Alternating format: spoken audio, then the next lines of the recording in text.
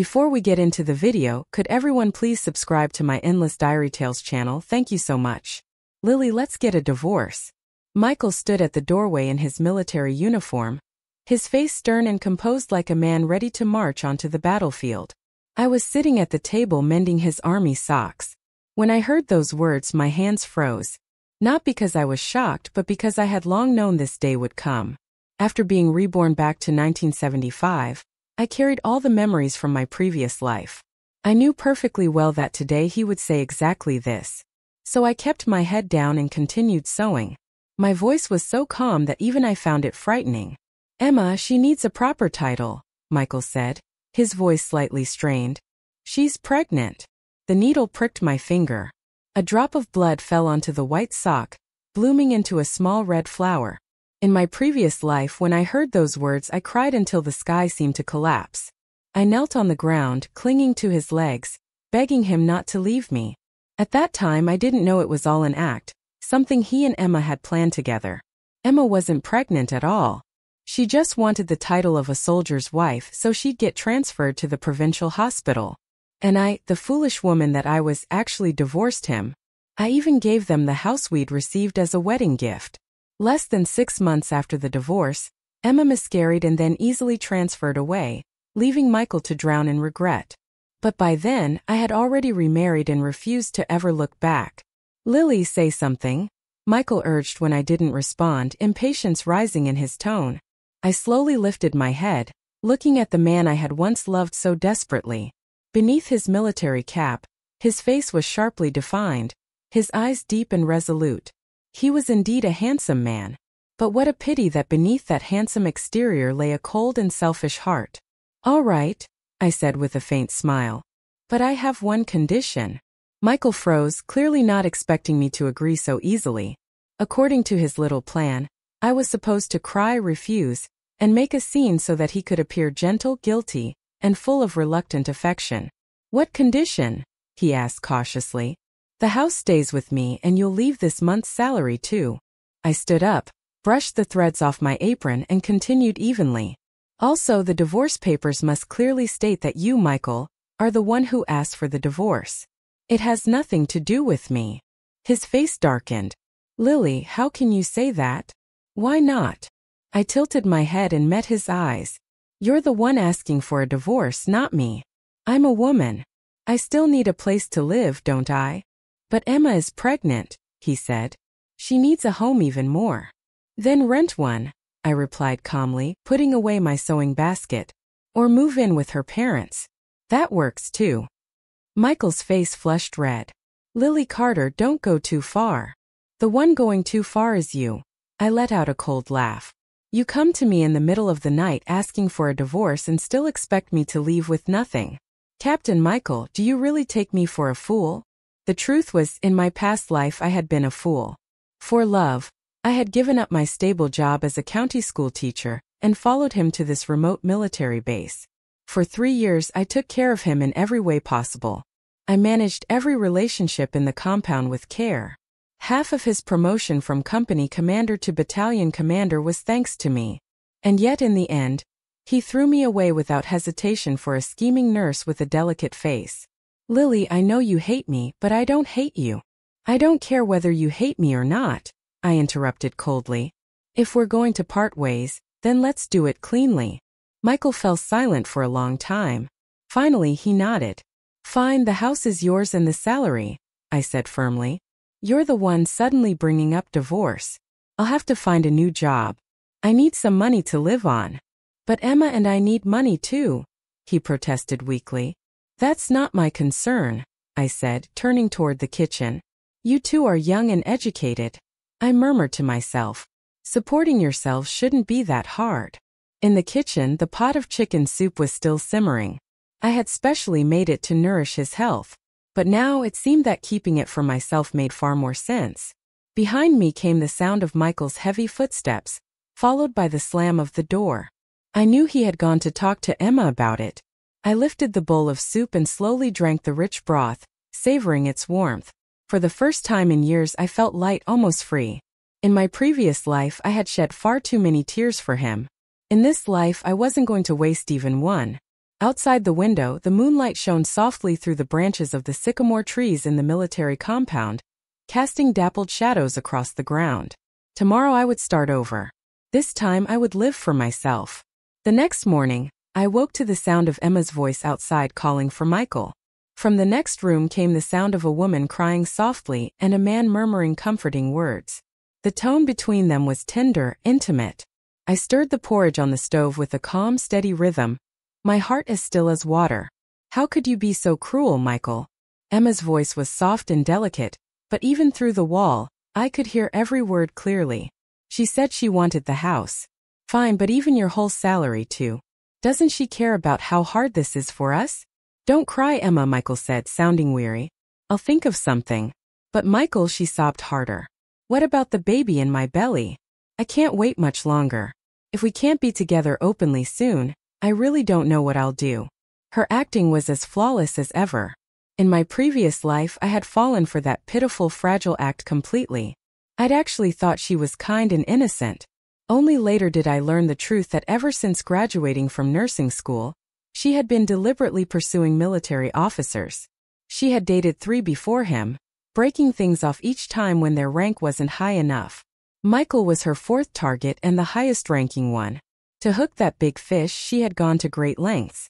She first engineered a few accidental encounters at the hospital, then took care of him when he was sick. Finally, while I was away visiting my parents, she climbed into his bed. Her scheme was executed perfectly, every step calculated. The only thing she hadn't expected was that Michael still refused to abandon his wife for her. So she made up a pregnancy to force his hand. Maybe I should talk to Lily myself, Emma suddenly suggested. If I apologize in person, maybe she'll soften a little. No, Michael's voice turned sharp. You can't handle any stress in your condition right now. But Michael, I deliberately picked up my bowl and walked out of the kitchen, letting the sound of my footsteps echo through the hall. The room next door instantly went silent. A moment later, I heard the door open and footsteps fade away. Emma had left. I sat down quietly, drinking my porridge, waiting for Michael to come and continue the conversation from last night. Sure enough, less than 10 minutes later, he pushed open the door. Louis, let's talk about this again, he said, sitting down at the table, his face looking weary. The house is fine. You can keep it. But about the salary, could you take a little less? Why? I set down my spoon. Is the great captain's salary that small? No, it's just Emma needs good nutrition right now, and there are also medical expenses. Oh, I nodded thoughtfully. Then that's even more reason for me to take the salary. What do you mean? He frowned. Well, think about it, I said with a pleasant smile. If I have no money to live on, I'll have to report it to the higher-ups, won't I? When the political officer asks about it, what will you say? That you refused to give your wife a single cent because you were too busy taking care of your mistress? Michael's face went pale instantly. In the army, moral conduct was everything.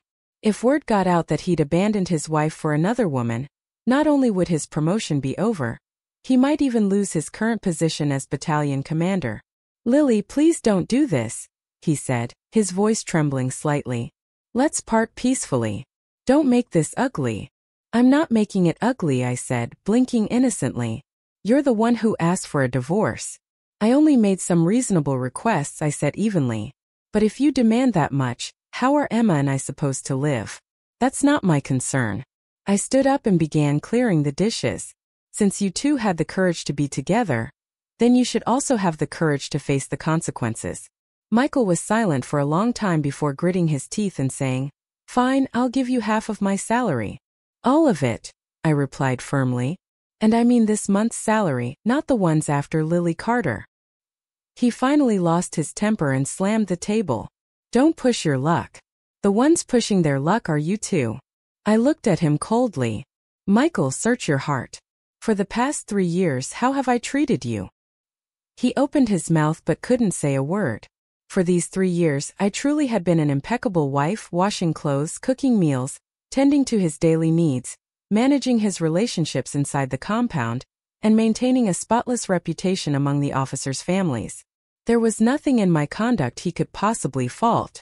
You're the one who betrayed our marriage, I said quietly, though every word was as sharp as a knife. Now that you want a divorce, I'm agreeing, but it'll be on my terms.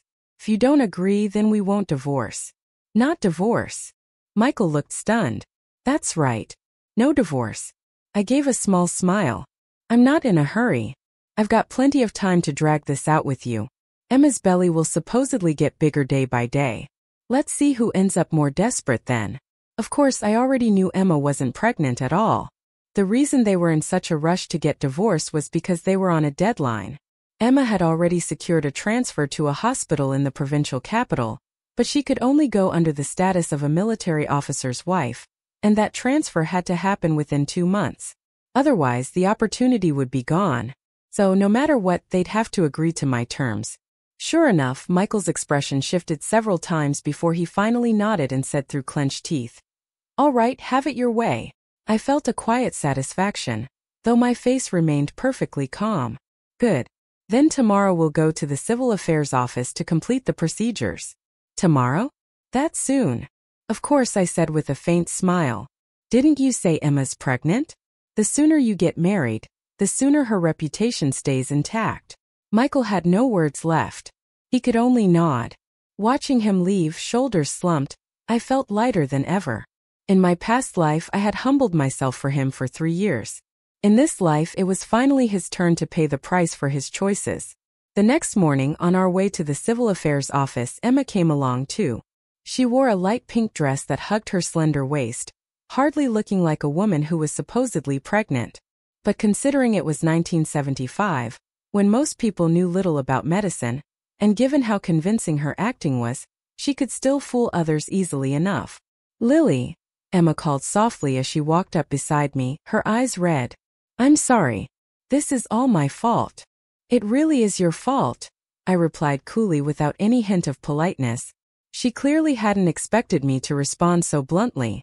She froze for a moment before continuing. "I know you hate me, but Michael and I truly love each other."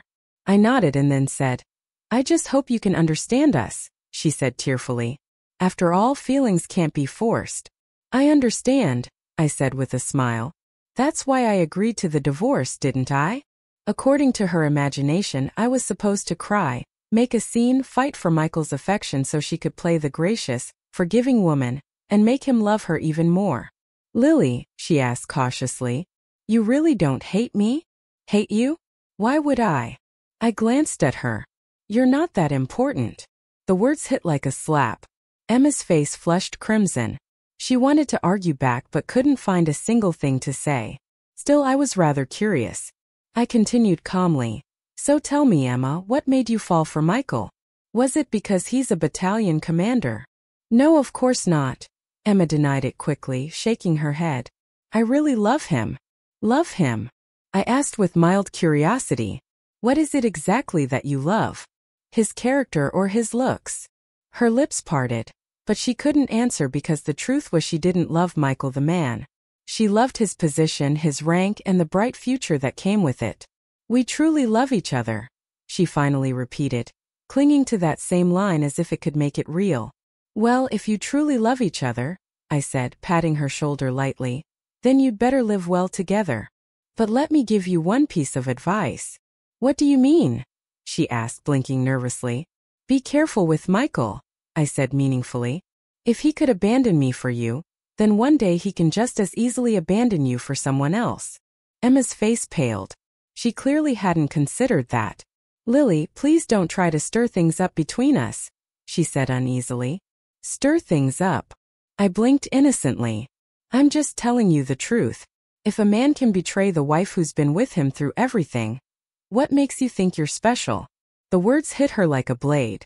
Her lips trembled and she looked away. Deep down, I knew she feared that very thing, but she didn't dare admit it, not even to herself. Michael walked ahead of us, oblivious to our conversation, his steps brisk, his expression faintly excited, like a man walking toward his so-called freedom. The clerk at the Civil Affairs office was a middle-aged woman. When she saw the three of us coming together to process a divorce, a curious, gossiping look flashed across her face. "Comrades, are you sure you want to get divorced?" she asked, glancing at me, then at Michael. "Is there some disagreement you can't work out?" "No disagreement," I said brightly with a wide smile. He just wants to marry this comrade here, so we're filing for a mutual divorce." At once, the clerk's expression changed to one of open contempt. She glared at Michael so fiercely it could have burned a hole through him. In this era, abandoning your wife was not just frowned upon. It was a mark of disgrace. Michael's face flushed red, but he didn't dare say a word. "Well, as long as you're both certain," the clerk said sternly. "Once the divorce certificate is issued, there's no taking it back." "We're sure," I replied cheerfully. "Please process it quickly. I have things to do." Though she clearly despised Michael, the clerk still had to follow procedure. She handed us a form to fill out and carefully went through the division of property. "The house goes to the wife," she confirmed. "And this month's salary from the husband will also go to the wife." She raised her eyebrows in surprise. "Is that correct, sir? Do you agree to this?" Michael clenched his jaw and nodded stiffly. "Yes, all right, I'll write it as such." The clerk noted it down, then looked up at him again. "Comrade Michael, let me give you a word of advice. Family responsibility is important. Don't abandon the wife who's been through hardship with you." Her words made Michael's face darken with shame while Emma shifted uncomfortably beside him. I, on the other hand, was in excellent spirits. I even smiled at the clerk. "You're absolutely right, ma'am. A real man should take responsibility." Her attitude toward me instantly softened, and the paperwork moved along much faster. Half an hour later, the divorce certificate was ready. I took it and glanced down. It clearly stated that the divorce had been requested by Michael. I felt completely satisfied. "Comrade Michael, Comrade Emma," I said pleasantly. "I wish you both happiness, and if you ever hold a wedding, don't forget to invite me." With that, I left the office feeling as though I had shed a heavy chain. Freedom. It felt wonderful. Back at the military compound, I immediately became the center of attention.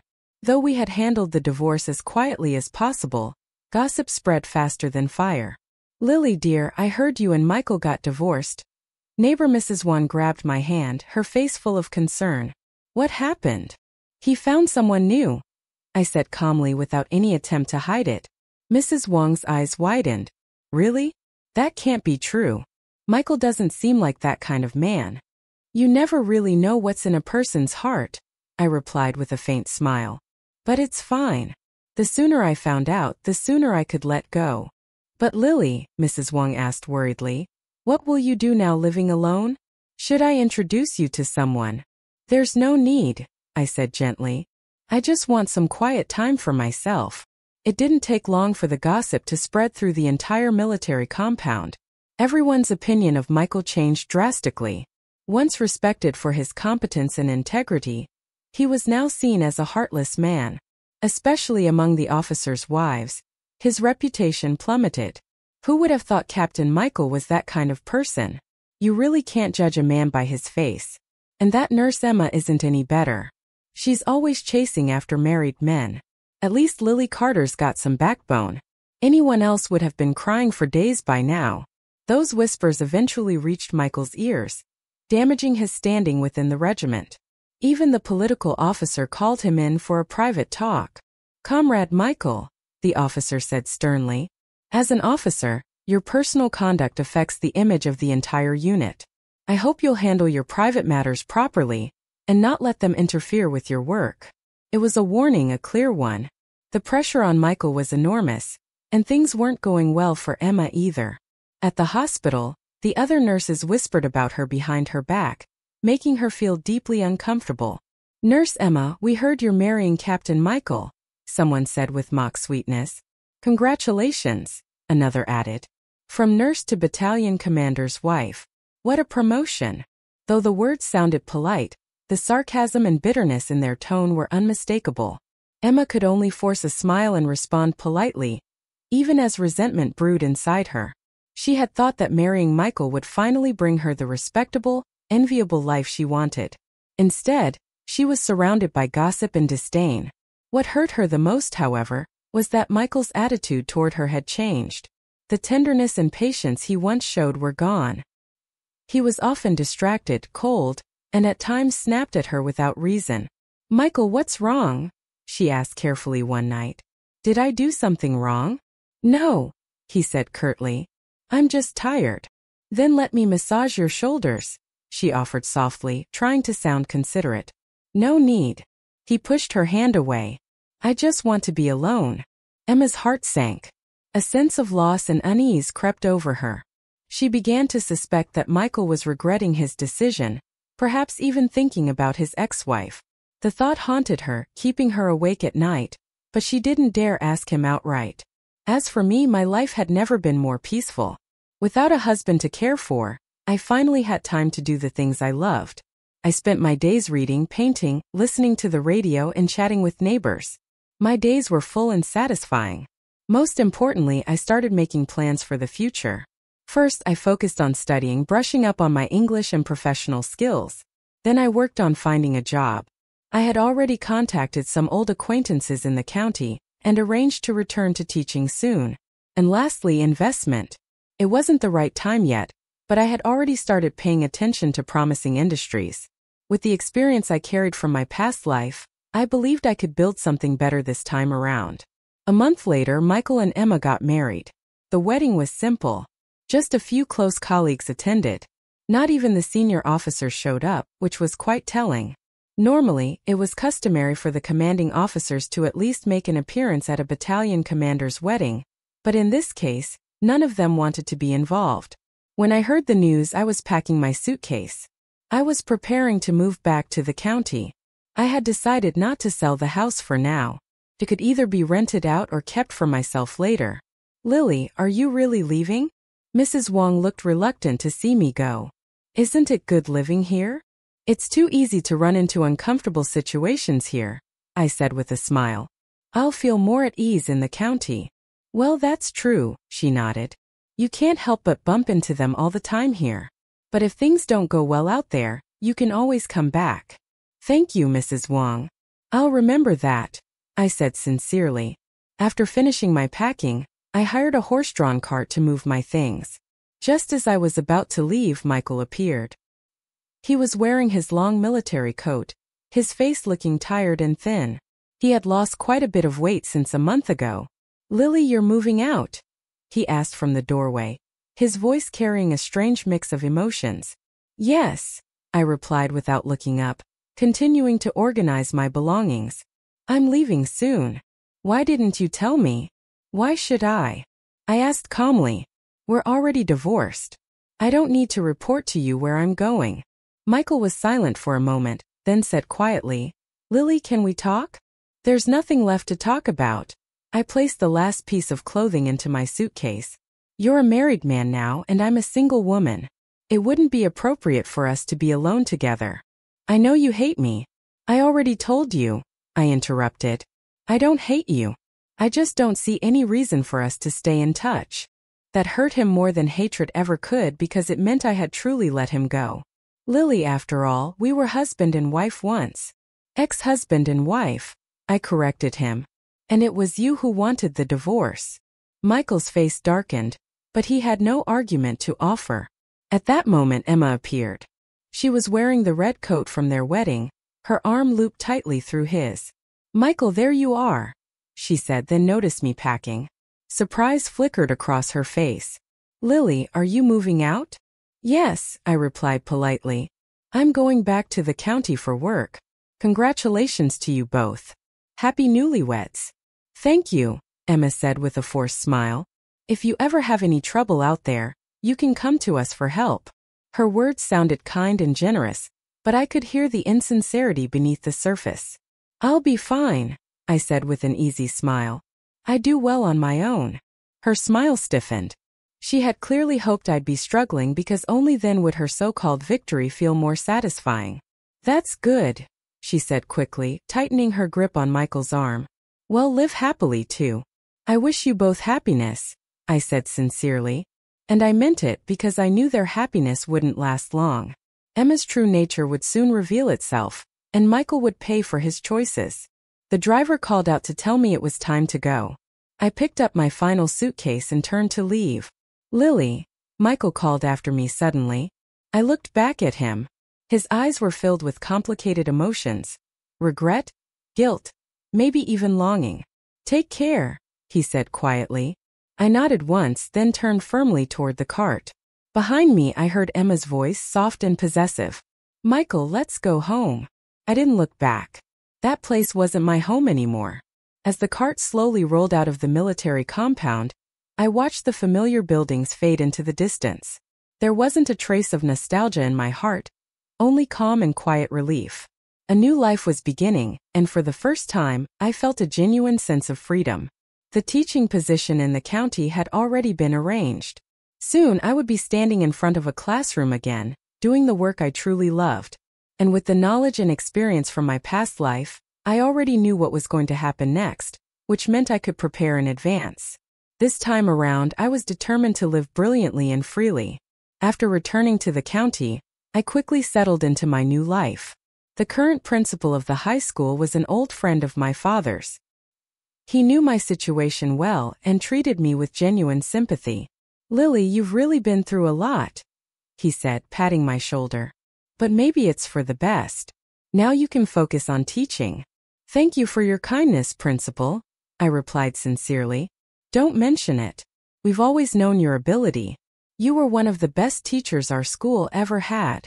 Stepping into the classroom again, standing before rows of eager students, I felt a deep sense of fulfillment I hadn't experienced in years. This teaching was what I truly loved. I taught high school English in an era when foreign language teachers were scarce. My level of fluency was considered quite advanced. My students loved my classes because I didn't just teach from the textbook. I also shared extra knowledge and stories beyond it. Miss Carter, why is your English so good? One student asked curiously. Because I believe English will be very useful in the future, I answered with a smile. If you study hard now, it'll come in handy one day. The students probably couldn't imagine that just a few years later, English would become a required subject on the National College Entrance Exam, and even more crucial after China's economic reforms. But I knew that's why I put so much emphasis on teaching it well. Aside from teaching, I began learning new skills. I studied finance because I knew there would be investment opportunities in the future. I also studied law since I understood how important it would become in a business-driven society. I even started paying attention to international news and economic trends. Although information was limited in those years, I gathered whatever materials I could find. My colleagues thought I was strange. Lily, why are you so interested in those things? Asked Miss Lee from the office. You're a woman. You should care more about family and children. I don't have a family or children right now, I said with a smile. So I might as well find something meaningful to do. Then you should hurry and find someone, get married and have kids. That's what really matters, she insisted. I'm not in a rush, I replied lightly. When the time is right, it'll happen. In truth, I had no intention of marrying again anytime soon. My past life had completely changed how I saw marriage. I wanted to focus on building my career first. And with my current perspective, ordinary men simply couldn't catch my eye anymore. After Michael's betrayal, my standards had changed. I no longer cared just about charm or appearance. Character and integrity mattered most, and such men were rare. I would rather stay single than settle for less. Life went on peacefully like that until 3 months later when I received an unexpected letter from Mrs. Wang. Lily, she wrote, you won't believe this. Emma had a miscarriage. She was crying so hard in the hospital that everyone could hear her. Michael was beside himself with worry. But here's the strange part.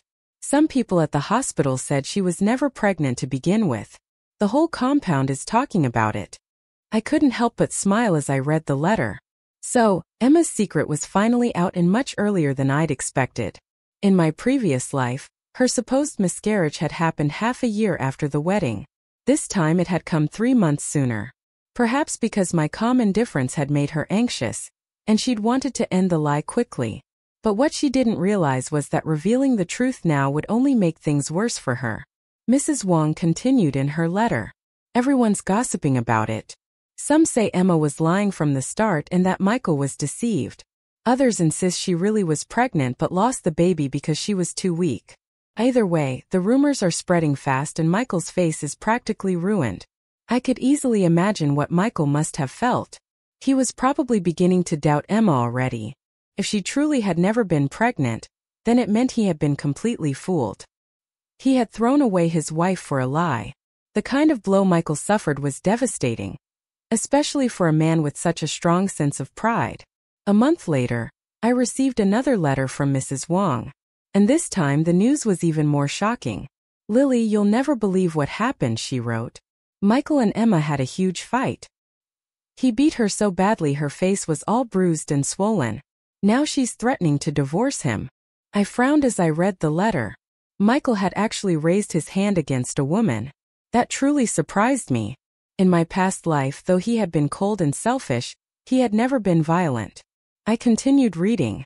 Apparently, Michael found out that Emma had never been pregnant at all, and that she'd been seeing another man behind his back.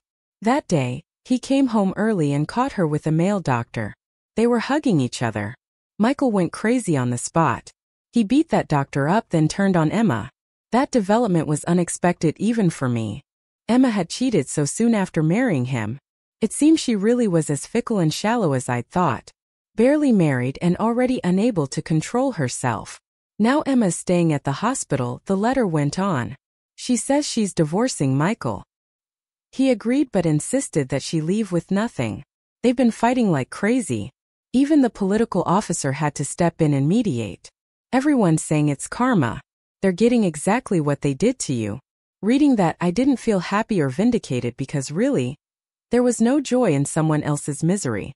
If Michael had treasured our marriage from the start, none of this would have happened. Still, it proved one simple truth. You always reap what you sow. Michael had abandoned me for Emma, and now Emma had abandoned him for someone else. That was karma, plain and simple. A week later, I received an unexpected phone call. It was Michael.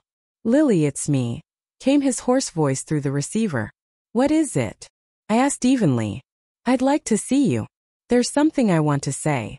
"I don't think there's any need," I replied coolly. "Please." His voice sounded weary, defeated. "Just once. I promise I won't bother you again." I hesitated for a moment, then agreed, not because I had any lingering feelings but because of curiosity. I wanted to see what kind of man he'd become after everything that had happened. We agreed to meet at a small tea house in the county. It was quiet, a good place to talk. When I saw him, I almost didn't recognize him. He had lost a lot of weight. His face was pale and drawn, his eyes dull and lifeless. He looked years older than before. "Lily, thank you for agreeing to see me," he said, standing up and trying to pull out a chair for me. I waved him off and sat down on my own. "Go ahead. What do you want?" "I want to apologize," he said softly. "I'm sorry for everything I did to you." "What's the point of saying that now?" I lifted my teacup and took a slow sip. "It's all in the past." "I know," he murmured, his eyes clouded with pain. "But I need to say it. I finally understand what I've lost." "What you lost," I said coldly, "was a free housekeeper. And now that you found another one, I don't see the tragedy." "No, that's not true," Michael suddenly raised his voice. "You weren't just a housekeeper. You were my wife. The best woman in the world. Too bad your realization came too late." I set my teacup down calmly. "Besides, I'm not that great of a woman. A good woman is someone like Emma." At the mention of her name, Michael's face twisted. "She lied to me," he said through clenched teeth. "She lied to me from the very beginning." So I asked, meeting his eyes, "What are you trying to say?" "I'm trying to say." His voice trembled. "I was wrong. If I could do it all over again, I would never have left you." "But there is no if," I said quietly, standing up. "What's done is done, Michael. Let the past stay in the past. You have your path. I have my own path. From now on, we'll each go our separate ways." "Lily, please." Michael stood up suddenly, reaching out as if to grab my hand. "Give me another chance." I stepped back quickly. "That's impossible." "Why?" "We can start over again," he pleaded. "Because I don't love you anymore." I looked at him calmly. "Michael, do you know what it means when water is spilled? It can never be gathered back. Some things once lost are gone forever." The word struck him like a knife. His face went pale. "But Lily," he said weakly, "we had so many beautiful memories together." "Those memories," I said, lifting my bag, "were destroyed by your own hands. Take care of yourself, Michael." "Lily," he shouted behind me as I turned away. But I didn't look back. I walked straight out of the tea house. Outside, the sunlight was dazzling, but my heart felt strangely heavy. Seeing Michael like that didn't bring me the satisfaction I thought it would, only a quiet sadness. Still, there are no do-overs in life. What's lost is lost. After returning from the tea house, I put the whole matter out of my mind. Michael's pain and regret had nothing to do with me anymore. I had my own life to live. At work, things were going well. My teaching performance was getting stronger each day. Not only did my students enjoy my classes, but the school leaders began to notice me, too. "Lily, your teaching methods are very creative," the principal praised me at a meeting. "We should promote your approach throughout the school." "Thank you, Principal," I replied with a modest smile. "I'll keep working hard." In truth, my methods weren't all that innovative. They were simply techniques I remembered from my past life. I used situational teaching, interactive learning, and real-world practice, methods that were already well established in my previous timeline, but completely new in 1976. Besides teaching at the high school, I also began teaching adult English classes at the county night school. My students there were ambitious young people eager to learn, and their enthusiasm moved me deeply. "Teacher," one of them asked one night, "we've heard that English will become very important in the future. Is that true?" "It's true," I said with certainty. "If you study hard now, it will definitely help you in the years to come." I knew I was right. In just 2 years, English would become one of the hottest and most valuable skills, and those who persisted now would benefit greatly. Life was finally settling into a steady rhythm.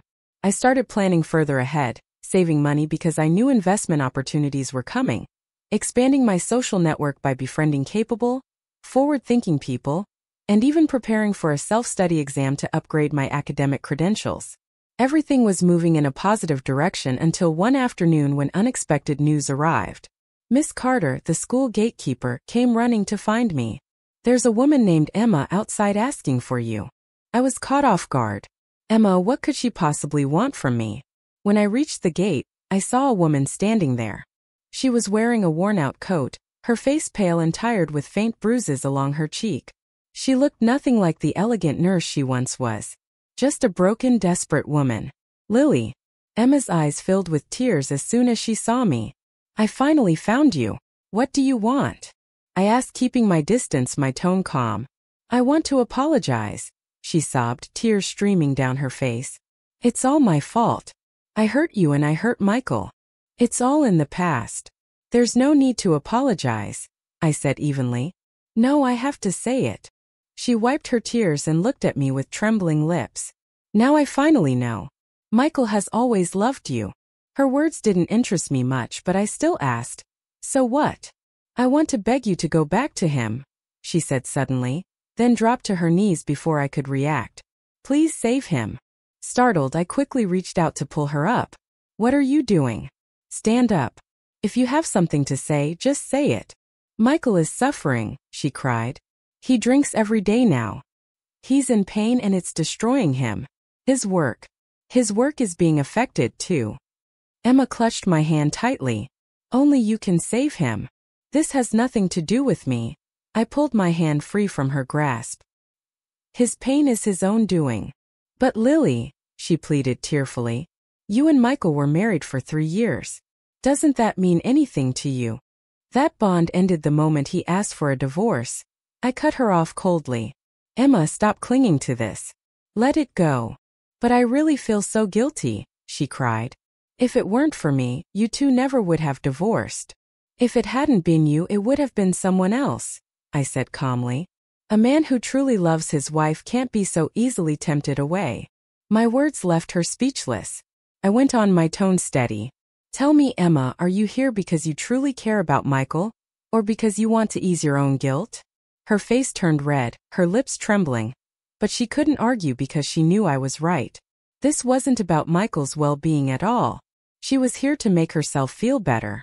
"In any case," I said, "this ends here. I'm done with all of this." I turned to leave. "Whatever happens between you two, I won't get involved again." "Lily," Emma called after me desperately, "do you really not love him at all anymore?" I stopped, glanced back at her and said quietly, "Emma, Love isn't something you can turn on and off whenever you want. When one person breaks another's heart completely, that love dies and it never comes back. I knew she wouldn't give up easily, but my stance was firm. The past was over. I wasn't going back. After Emma left, I thought that would be the end of it, but I was wrong. Michael showed up again, not by phone, not through a letter, but in person right at my school. "Miss Carter." The gatekeeper came running into my office. "There's a military officer outside asking for you." I frowned and walked to the window. Sure enough, there he was, Michael, standing in his uniform at the school gate. A small crowd had already gathered to gawk. The last thing I wanted was a scene at work, so I had no choice but to go outside. "What are you doing here?" I demanded, my voice sharp. "Lily, please," he said, his eyes full of quiet desperation. "I just want to talk." "We've already talked," I replied coldly. "There's nothing left to say." "Please, just one last time," he begged. The crowd was growing larger, and I hated being the center of attention, so I sighed and nodded. "Fine, just once." We walked to a nearby park and found a secluded bench to sit on. "Emma came to see you, didn't she?" Michael started. "Yes," I said evenly. "She asked me to come back to you." "I didn't send her," he said quickly, almost panicked. "That was her idea." "I know." I stared off toward the trees. "But it doesn't matter." "Lily, I know I hurt you, but—" "Michael," I interrupted. "Just say what you came here to say." He turned to face me fully. "I want us to start over. I swear I'll never make the same mistake again." "On what grounds can you swear that?" I asked, my tone icy. "Can you promise me you'll never meet another woman prettier than Emma? Can you promise you'll never be tempted again?" Michael opened his mouth, but no words came out because he knew he couldn't make that promise. "See," I said, rising to my feet. "You don't even trust yourself, so what's the point of talking?" "But Lily," he said, standing up as well, his voice shaking. "I really love you." "You don't love me," I said calmly, meeting his eyes. "You love how good I was to you. When Emma treated you well, you thought you loved her. Now that she betrayed you, you think you love me again. The truth is, Michael, you only love yourself." The color drained from his face. He stood there frozen, unable to argue because deep down he knew every word I said was true. "No, it's not like that. I cut him off, waving my hand. "Michael, think about it carefully. Love isn't a stage play. You can't just call redo and expect everything to start over." "Then tell me," he said desperately, grabbing my arm. "What do I have to do for you to forgive me? I'll do anything for you. Let go of me." I pulled my arm free, my voice sharp and cold. "What I wanted wasn't for you to do something for me. What I wanted was for you not to betray me in the first place. But that's already impossible. Lily, that's enough." I raised my voice, my patience finally gone. "Michael, stop pestering me. I've made myself clear. We're never getting back together." My words were loud, firm, and final. People nearby turned to stare. Michael's face flushed bright red, but he still wouldn't give up. "I don't believe it," he said stubbornly. "You can't tell me you feel nothing for me at all. We had so many beautiful memories together." "Those beautiful memories," I said coldly, "were destroyed by you, Michael. Do you know what it means when a mirror breaks? Even if you glue it back together, the cracks will always remain." "But there's no but." I turned and walked away. "I'll say it one last time. We're done. Stop hoping for something that doesn't exist." He called my name behind me, shouting into the distance. But I didn't look back. I had done everything I could. He still couldn't understand. That was no longer my problem. When I returned to school, I could tell from the whispers that the scene at the gate had already spread. "Lily," Miss Lee from the office asked curiously. "That officer outside, was he your ex-husband?" "Yes," I said calmly. "Was he trying to get back together?" "Yes, but I refused." "Why?" "He seems like he's doing well for himself," she said, puzzled. "Being well off doesn't mean anything if he's not a decent man," I replied simply, then went back to my work. I knew that in this era, many people wouldn't understand my choice. Most women believed that if a man was willing to come back, forgiveness was the right thing to do. But I didn't think that way. To me, self-respect was worth more than anything else. You shouldn't compromise your dignity just because you're lonely or because others think you should. Besides, I had faith in my future. I believed I could live well without depending on any man. Time passed quietly. 6 months later, my life had completely stabilized. School, I had become one of the leading teachers. I taught the top English classes and was appointed head of the English department. At the night school, more and more students signed up for my classes. My teaching methods were well received, and I even began writing educational essays which were published in the county's education journals. My days were full and meaningful. I felt content. From time to time I still heard bits of news about Michael.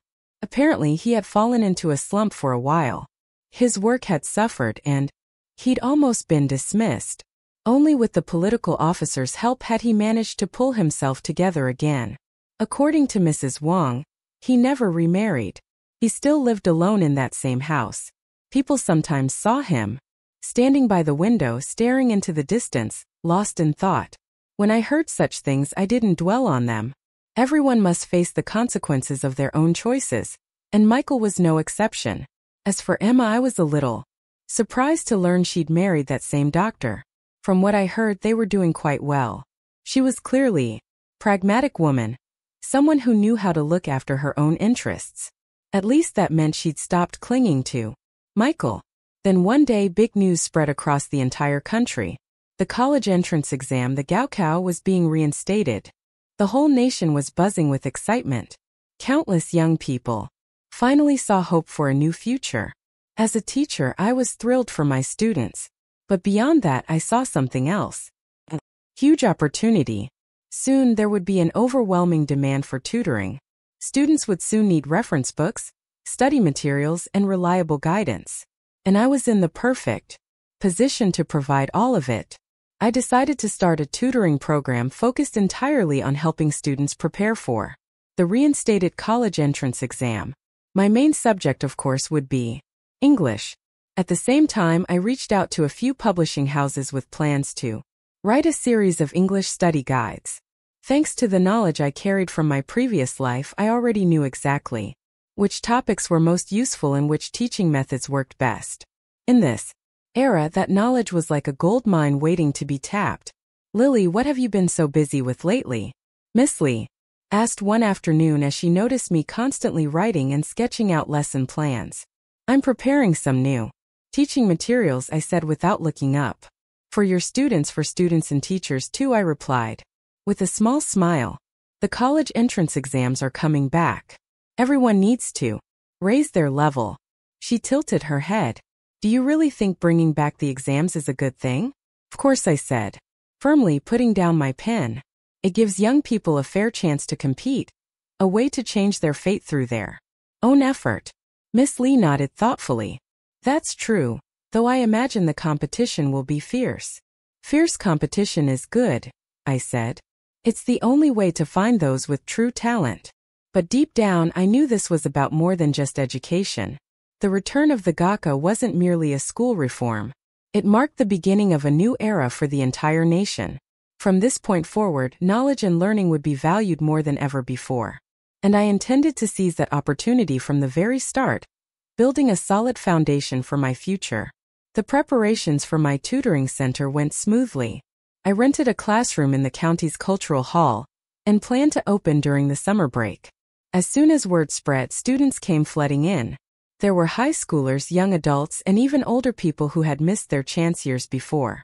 "Teacher," one middle-aged man asked shyly, "I'm already 30. Is it still possible for me to take the college exam?" "Of course," I said with encouragement.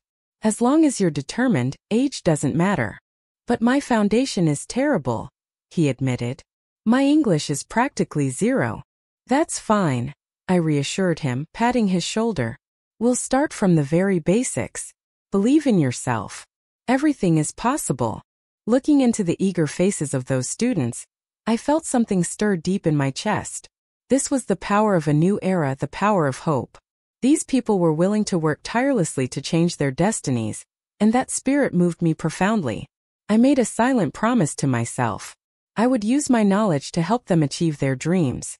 Just as I was fully immersed in the preparations, Michael reappeared in my life once again. But this time he didn't come to beg or make excuses. He came to register for my tutoring class. "Miss Carter," he said, standing before me with a complicated look in his eyes, "I'd like to sign up for English lessons." For a moment I froze. I hadn't expected to see him there. "You're taking the college entrance exam?" I asked in surprise. "No," he explained quickly. "It's for work. The military district is selecting a group of officers to attend an advanced training program at a military academy, and we need to pass an English test." I nodded. It was a reasonable explanation. "All right then," I said. "Just sign up like everyone else." I handed him a registration form. "The tuition is 50 yuan. He took the form, his expression serious, but I noticed his hand trembling slightly as he filled it out. Clearly, he was not as calm as he wanted to appear. When he handed the form back, he said quietly, "I'll study hard. I won't bother you." I understood what he was really trying to say beneath those words. "Good," I replied, putting the form away. "As long as you're serious about learning, I'll be serious about teaching." A flicker of gratitude flashed in his eyes before he nodded and turned to leave. Watching his back as he walked away, I felt a complicated mix of emotions. I told myself I didn't care anymore. But deep down, I knew that wasn't entirely true. After all, Michael and I had once been husband and wife for 3 years, but that was all. That past connection didn't entitle him to any special place in my heart now, nor would it ever again. When my tutoring program officially began, Michael kept his word. He attended classes regularly, listened attentively, and never once tried to speak to me outside of lessons. He always sat in the last row, quietly taking notes like an ordinary student. If I hadn't known our history, I might not have noticed anything unusual between us at all. That peaceful routine lasted about a month until one unexpected afternoon. I was in the middle of explaining English grammar when a young man suddenly stood up and asked, "Teacher, are you married?" The question caught me off guard. It had nothing to do with the lesson. "Why do you ask?" I said, raising an eyebrow. He flushed, scratching the back of his neck. "Because you're so outstanding. I figured you must have a lot of people pursuing you. I just wanted to know a little about your situation." The classroom fell silent. Everyone turned to look at me. From the corner of my eye, I saw Michael stiffen in his seat. His gaze locked on me, expression tense. "My personal life has nothing to do with our studies," I said evenly. "Let's stay focused on class." But the young man wasn't deterred. "Teacher," he blurted out, "if you're not married, I'd like to pursue you." A ripple of laughter went through the classroom, good-natured but teasing. I looked at him more closely. He was in his 20s, clean-cut, with kind eyes. I remembered he worked as a technician at one of the local factories. "Jo Hong," I said with a light smile, "I'm several years older than you." "I don't care about age," he replied earnestly. "You're the most charming woman I've ever met." His words were so genuine that I couldn't help but feel a flicker of warmth. But then I noticed Michael's face, ashen, tight with restrained emotion. His fists were clenched on the desk. "Thank you for the compliment," I said politely. "But right now I'm focused on my work. I'm not thinking about personal matters." "What about later?" he asked hopefully. "We'll talk about later, I said, bringing the conversation to a close. "Now let's continue with the lesson." After class, Zhang approached me again, smiling shyly. "Teacher Lily, may I treat you to dinner?" I was about to decline when Michael suddenly appeared. "Comrade Zhang," he said curtly, his tone cool and authoritative. "Miss Carter is very busy. Don't bother her." Zhang blinked in confusion, glancing between us. "And who are you exactly? What does this have to do with you?" Michael opened his mouth but couldn't find a proper answer. He had no right to interfere, and he knew it. "I'm just offering some friendly advice," he said finally, his tone softening. Zhang looked even more puzzled but didn't press the issue. He turned back to me, repeating his dinner invitation. I gave him the same polite refusal as before. When Zhang left, clearly disappointed, Michael's expression relaxed just slightly. "Lily," he began as if wanting to say something. "Captain Michael," I interrupted coolly, "do you have any questions about the lesson content?" My tone was deliberately formal. He clenched his jaw. No. Then I'll be going, I said, packing up my teaching materials. As I walked out, I heard him sigh heavily behind me. I knew he was in pain, but that pain wasn't my responsibility. If he had valued what we had back then, he wouldn't be standing in such a position now. In the days that followed, Zhang continued showing up at the end of each class, waiting for me. I declined every invitation, but he was persistent. Miss Carter, he said one evening, his voice sincere. I know you don't know me well yet, but I'm willing to wait. I just hope you'll give me a chance. His determination touched me, but it also made me uneasy. I truly had no plans to start a relationship, at least not anytime soon. But every time Michael saw Zhang waiting outside to walk me home, his expression would darken visibly.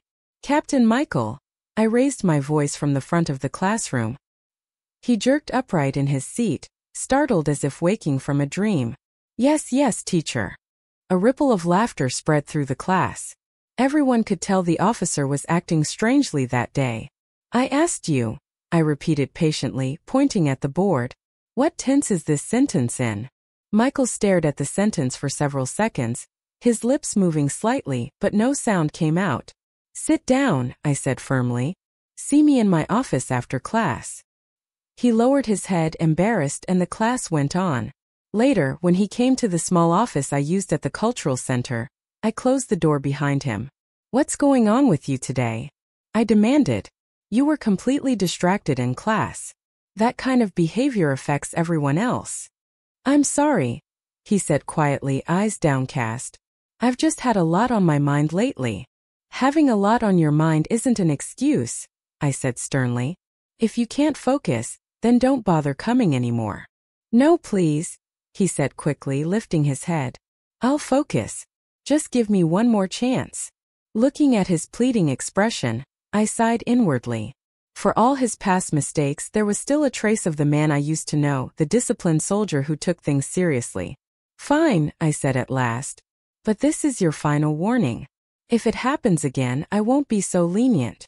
Thank you, Miss Carter, he said with genuine gratitude. He turned to leave, then hesitated. Lily, Miss Carter, he said softly. Can I ask you something? What is it? Do you really not hate me anymore? The question caught me off guard. Hate? I thought about it carefully, and to my surprise the answer was no.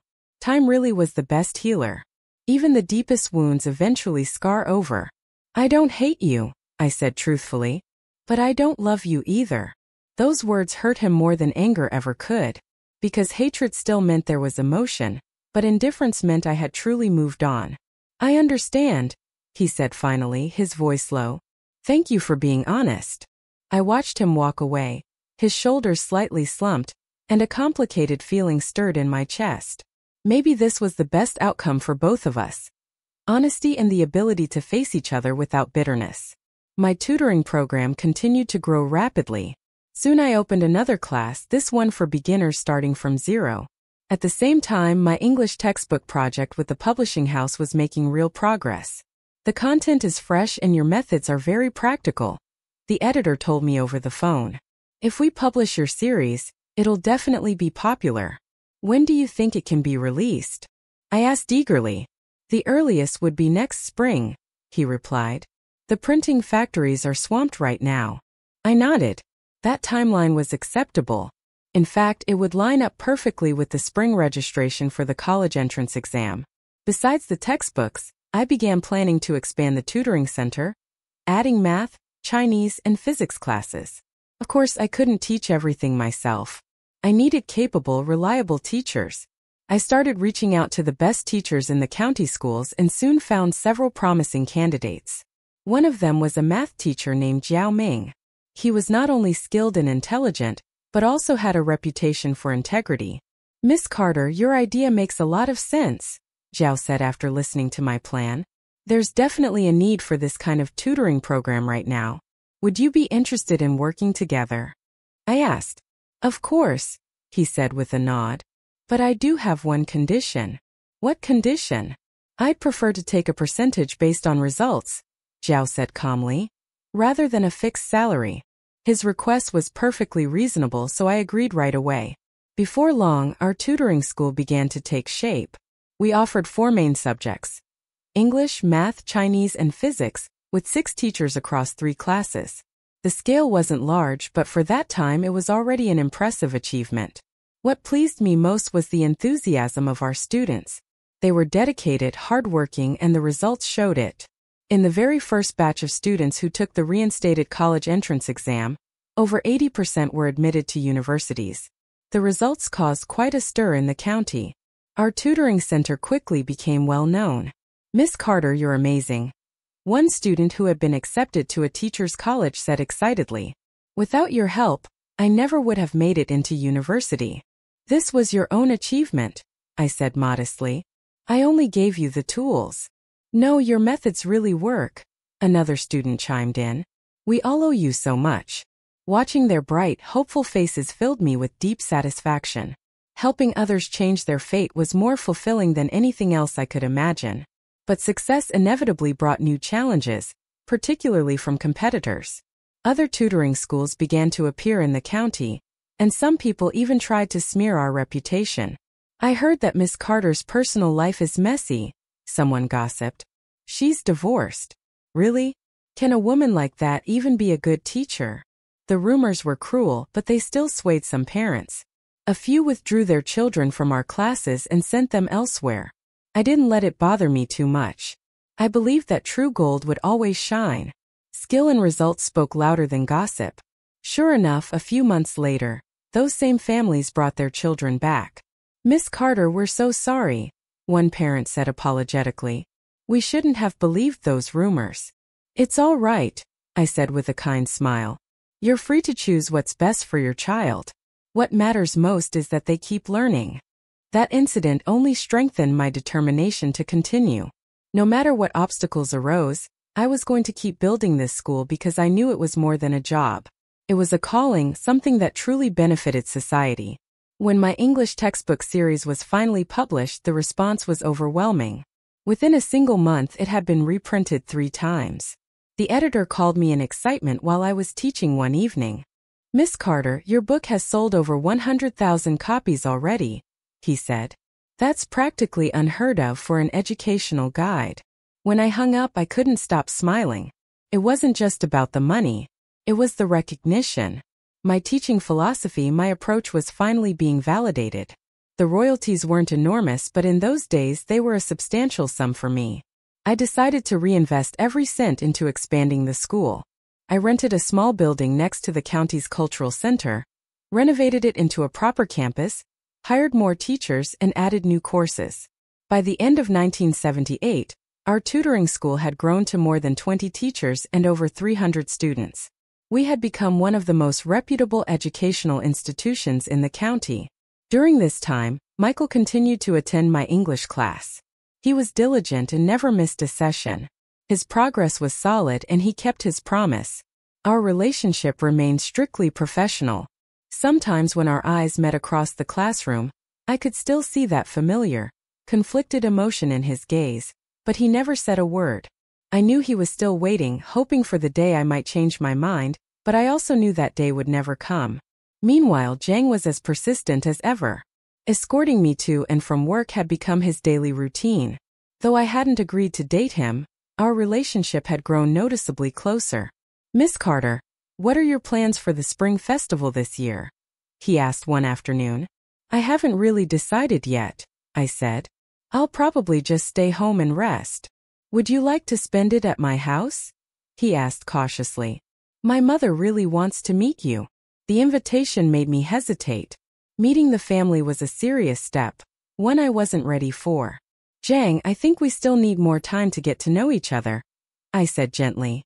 He looked disappointed but nodded in understanding. "I can wait," he said softly, "until you're ready." His patience and understanding made me grow even fonder of him. Perhaps it really was time to give myself a new beginning. During the spring festival, the school was on break, and I finally had some time to rest. I decided to return to my hometown to visit my aging parents. They were very pleased with how my life was going. They thought I had finally found the right path for myself. "Sweetheart, things seem to be going well for you," my mother said warmly. You have your own career now and you seem fulfilled. My father added, we're proud of you, but we're a bit worried about your personal life. You're not that young anymore. It's time to think about settling down. I already have someone in mind, I said with a smile. He's a good man and treats me very well. Hearing that, both of them lit up with delight. Then bring him home sometime so we can meet him, my mother said eagerly. I will, I promised. Deep down, I knew I had already begun to take the idea seriously. Maybe it really was time to let myself start anew. When I returned to the county, I invited Jang out for dinner. Jang, I began directly, I'd like to talk about our relationship. He stiffened immediately. Miss Carter, are you turning me down? On the contrary, I smiled softly. I want to say that maybe we could try dating. See how it goes. Jang froze for a second, then almost jumped up in excitement. Really? You mean it? You're willing to give me a chance? Yes, I said, keeping my tone calm. But I have one condition. Anything, he said quickly. We take things slowly, I said seriously. No rushing, no pressure. Of course, Jang nodded eagerly. Whatever you say, I'll follow your lead. His obvious joy made me smile. Warmth filled my chest. Maybe this truly was the start of my new life. After we officially began dating, subtle changes began to color my days. Every morning, Jang would bring me a single flower, not an expensive one, but chosen with care.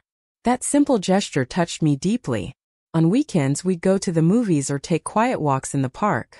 Jang was considerate and never pushed for anything more than I was ready to give. Miss Carter, are you tired? Do you want to rest a bit? He'd ask gently, always attentive to my comfort.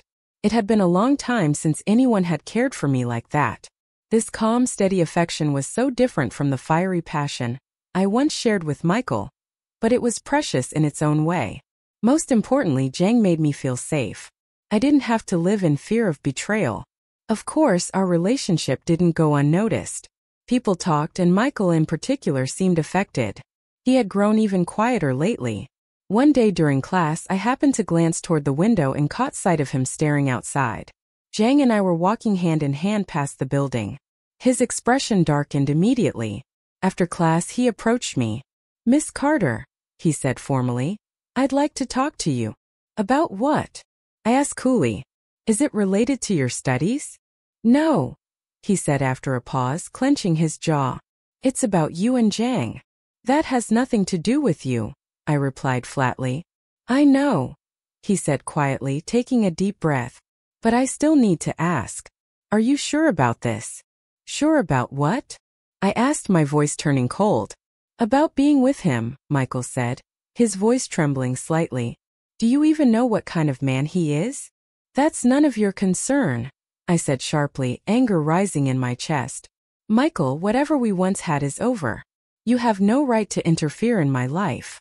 I'm not trying to interfere, he said quickly.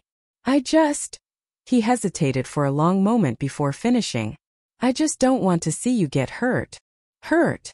I gave a bitter laugh. Do you really think there's anything left that could hurt me more than what you already did? Michael's face went pale, but he still pressed on stubbornly. I've heard things about Jang. Enough, I cut him off coldly. Whatever kind of person he is, that's for me to decide. And at least he won't betray me. Inside, I knew exactly why Michael was saying these things. It wasn't concern for my well-being. It was jealousy. He couldn't stand seeing me move on with someone else. But that no longer mattered. My life wasn't his to comment on. A few days later, something happened that I never expected. Jang suddenly proposed to me one evening. Miss Carter, we've been together for a while now, he said earnestly. I think we're a perfect match. Will you marry me? Jang, we haven't known each other long enough, I said gently, trying to buy some time. But I already know, he insisted. I love you, and I want to spend the rest of my life with you. His tone was firm, almost pleading. Then he added, and you're not that young anymore. The longer we wait, the harder it'll get. That comment stung. I forced myself to stay calm. Feelings shouldn't be rushed, I said patiently. We need more time to truly understand each other. How much time? He asked, frowning slightly. At least another 6 months, I said after a pause. He didn't look happy, but he nodded reluctantly. Still, after that conversation, something between us began to shift. His gentle patience started giving way to restlessness and pressure. "Miss Carter, when are we going to make things official?" he asked again and again. "I think what we have right now is just fine," I replied. "But that's not enough for me," he said, his voice tight with frustration. "I want a real commitment." His change unsettled me. It made me start to look at our relationship differently. Maybe there really was something missing between us. Maybe what we had wasn't love after all. By the time spring was ending, I made an important decision. I was going to move to the provincial capital. The local market in the county was already saturated, while the city offered bigger opportunities. But more than that, I wanted to leave this place, a place full of memories, and start fresh somewhere new. When I told Jang about my decision, his reaction was intense. "You're moving to the provincial capital. What about us?" he demanded. "We can stay in touch," I said evenly. "And if you want, you could come with me." "But I have my job, my family here," Jang said, his tone turning defensive. "I can't just leave everything behind." His words surprised me. This was the same man who once said he'd do anything for me. "I thought you'd support my decision," I said calmly. "I do support you," he said, growing impatient. "But you have to be realistic. We're not kids anymore. Why make things harder than they need to be? Wouldn't it be better to just settle down here and live quietly?" Hearing that, I suddenly understood. Jang didn't really love me as a person. He loved the stability I represented, the respected teacher with a comfortable life. He wanted peace and predictability. I wanted purpose and growth. "I think we want different things," I said quietly. "Maybe we're not right for each other." "What do you mean?" he asked, stunned. "I mean, we should break up," I said plainly. "We're forcing something that doesn't fit. That's not good for either of us." His expression darkened instantly. "So that's it. You're dumping me." "I'm not dumping you," I explained calmly. "I'm being honest. We're simply not compatible." "Not compatible?" Jang's voice sharpened. "I've treated you so well.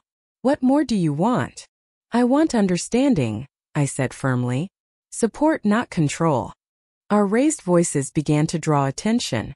A few people nearby stopped to watch, including Michael, who had been waiting for me after class.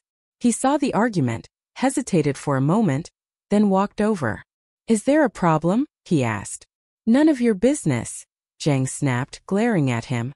"She's my teacher," Michael said calmly. I think it's normal for me to be concerned, but there was a warning in Michael's eyes. "Who the hell do you think you are to care about her?" Jang snapped, losing control completely. Then in a loud, scornful voice he added, "I heard you're her ex-husband, the one who abandoned her." The moment those words left his mouth, the entire area went silent. The air grew tense and heavy. Michael's face darkened instantly, his fists tightening at his sides. "Jang, stop it," I said quickly, stepping forward to intervene. "Why should I stop?" Jang shouted back. What gives him the right to interfere in our business? He couldn't even protect his own wife. What a pathetic coward. That was the last straw. Michael's eyes blazed, and before I could react, he swung a punch. Jang clearly hadn't expected him to lash out. The blow caught him squarely on the face, sending him stumbling backward several steps. "Enough!" I shouted, my voice sharp with anger. "Both of you, stop this right now." Several bystanders rushed in to break them apart before things escalated further. Jang held his cheek, glaring furiously at Michael. "You'll pay for this," he spat before storming off. Michael took a step as if to follow, but I blocked his way. "Forget it," I said wearily. "No more fighting." "I'm sorry," he muttered, looking remorseful. "I shouldn't have hit him, but the things he said." "Just let it go," I interrupted, raising a hand. "I don't want any more trouble like this." The onlookers gradually dispersed, leaving only the two of us standing there. "Are you all right, Lily?" Michael asked quietly, his voice full of concern. "I'm fine," I said, shaking my head. Then, after a brief pause, I added, "But whatever there was between Jang and me, it's over now." "He didn't deserve you," Michael said suddenly, his tone low and firm. I turned to look at him. "That's none of your business." "I know," he said softly, But I still needed to say it. He met my gaze, his expression sincere. You deserve someone far better. For a moment his words stirred something deep inside me, but I quickly pushed the feeling away, forcing my heart to steady itself. Behind me, I heard him say quietly, Lily, I'll never give up. I didn't turn around, but my chest tightened with a tangle of emotions I couldn't quite name. Maybe leaving for the provincial capital really was the right decision. Only by leaving could I finally put the past behind me and start a new life. A month later, with all my savings and a heart full of hope for the future, I boarded the train to the provincial capital. As the train pulled out of the station, I watched through the window as the small town, the streets, and all the familiar places slowly faded into the distance. Everything that had once bound me, love, pain, betrayal, and tears, was now behind me, shrinking with every passing mile. I took a deep breath, feeling the crisp early spring air fill my lungs, cool and full of promise. I knew that from this moment on my life was turning a brand new page. I was no longer the woman who had once lost herself for the sake of a man. I had learned how to let go, how to cherish myself, and how to face the future with courage. In that distant city, I would once again stand at the front of a classroom, continue to teach, to write, and to live the life I chose for myself. I would open another school, help more students chase their dreams, and give them the chance to change their destinies just as I once did. Maybe one day I would meet someone who truly understood and valued me. But even if that day never came, I knew I wouldn't be lonely anymore because I had finally found myself. I smiled as sunlight streamed through the train window, warm and bright against my face. It felt like a quiet blessing, a gentle greeting from the future. And in that light, I knew this was truly the beginning. A new life, a new Lily Carter.